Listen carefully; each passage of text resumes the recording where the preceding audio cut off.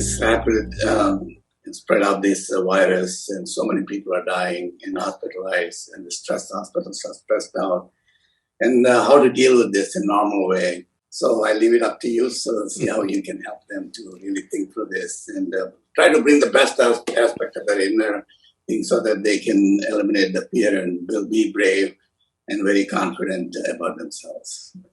Well, I'm not trying to belittle the present problem. Yes, it's a massive problem. The situation in India particularly is grim. Now, the choice that we have is this: when the outside situations go against us, we will also turn against ourselves. Or when the outside situations go against us, we will stand up 100% for ourselves. What does standing up for ourselves mean? If you are for yourself, keeping yourself joyful, exuberant, alive is most important.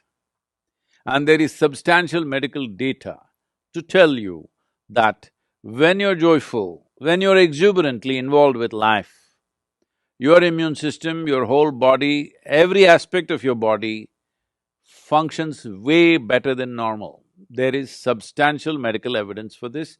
There is no question about it anymore. There are no doubts about it anymore. It's well established. So one important thing we need to understand is right now, everybody is talking about gloom and doom. The logic behind this is, so many people are miserable, so let me also join that and be miserable. This is not a solution. You must make up your mind whether you want to be a part of the solution or part of the problem. If 10 people are miserable and you also join them in their misery, you are part of the problem. If 10 people are miserable, if you can in some way create a lighter atmosphere for them and for you, then you are part of the solution on one level. Above all, unfortunately, modern life has become like this. There is no contact with the earth, there is no contact with natural water bodies, there is no contact with the five elements in nature. Everybody is living and working in a box which is always at 70 degrees centigrade, 70 degrees Fahrenheit or something like that. Everybody in controlled temperatures, in boxes, we are living. You may call it an apartment, you may call it an office, but it's actually a box. So now the virus is trying to change your lifestyle.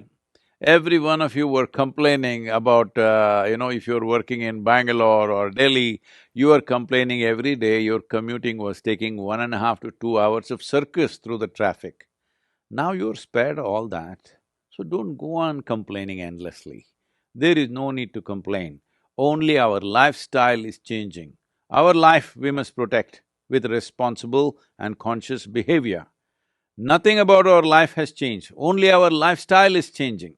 But if you're misunderstanding your lifestyle as life, then of course you will suffer.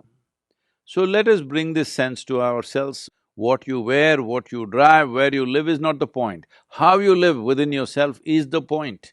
And right now, this pandemic, always this is the point, but this pandemic is bringing it up front, in front of everybody, to decide whether your life is important or your lifestyle is important.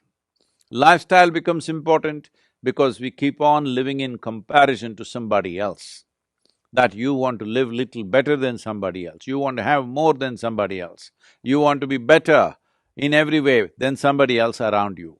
Let's leave this silly way of existence. Let's organize our lives in such a way that you're joyful, you're well, you're healthy, your family is joyful, people around you are joyful and well. This is life. Do not make a problem out of just a simple shift in lifestyle. But staying alive is important because life is precious. Lifestyle is not precious, life is precious. This shift in your fundamental understanding of what is life and what is lifestyle has to happen. If you do this, a whole lot of unnecessary stress you're building in your mind will come down significantly. Because you're not going to restaurants, it's blocked, you're not traveling, it is blocked, well, your expenses have come down. Even if you earn less, it's not really a problem. Your only problem is somebody else may be living better than you. That should not be an issue for you. Better life is not in the makeup that you wear, better life is not in the clothes that you wear, better life is not in the car that you drive. Better life is in the way you are within yourself. If this fundamental priority you change, not for the sake of pandemic, for your sake, not for the sake of the virus, for your own sake, if you make this shift, you will see there are a few issues and problems with the pandemic. The problem is people are losing their lives, that is the only problem. Otherwise, this is not a problem.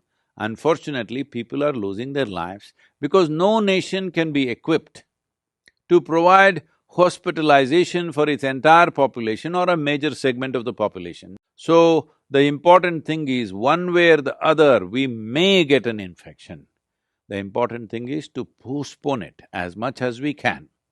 So, this is why the vaccination drive is very, very important. Vaccination is not an ultimate solution, but vaccination pushes the problem.